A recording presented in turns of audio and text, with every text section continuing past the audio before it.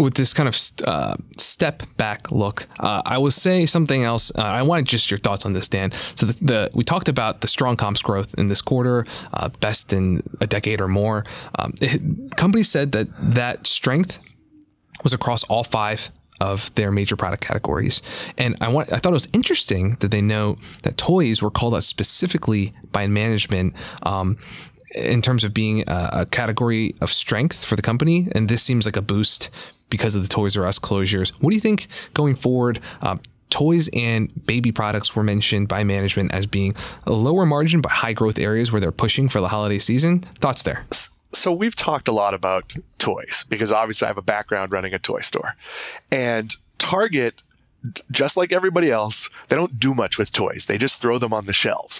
That said, the Target toy shelves are very well organized. If you walk into the Lego area, it's very clean. There's some interactive displays. There's some put together items. The same thing, for its baby toys. It's different items. You can get a little bit hands on.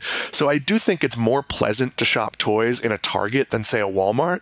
And they have grown their selection. They've added either seasonal toy areas or in some cases just expanded their toy area in general because obviously there's an opportunity.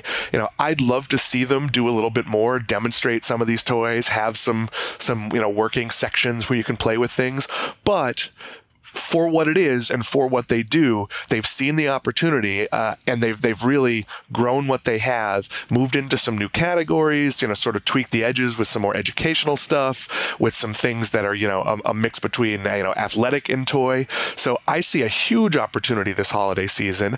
And going forward, toys are a bit of a commodity, so it's hard to tell, but they're absolutely capitalizing on what's there right now.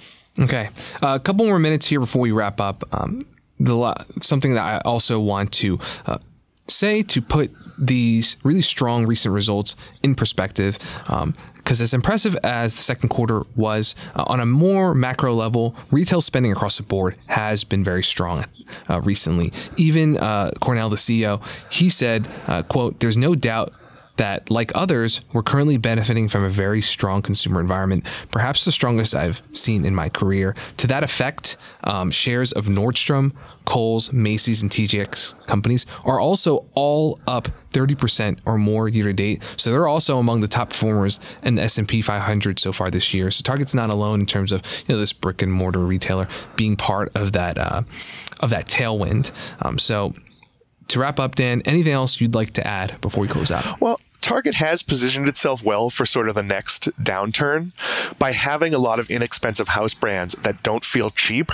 I think they've captured the old magic. When I first walked into a Target, and Target was not a thing in the Northeast where I grew up until, I don't know, maybe 15 years ago. When I first walked into one, I instantly knew this is nicer than what we used to have. This is better than the supermarket. It's better than Walmart. It's better than the old Bradley's and Caldor sort of stores we used to have.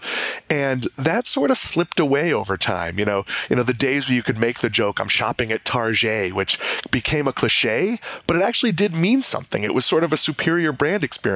And I think now they've cleaned up some of those edges, and even simple things like having good packaging sort of put some of that pride back. It's not all about price. It's a bit about price and sort of lifestyle. And yeah, I'm being sensible, but I'm not buying something cheap. And I think that's very important. All right.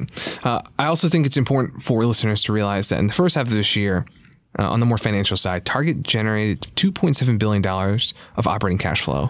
So the company has quite a bit of wiggle room in making all of these investments that we've talked about.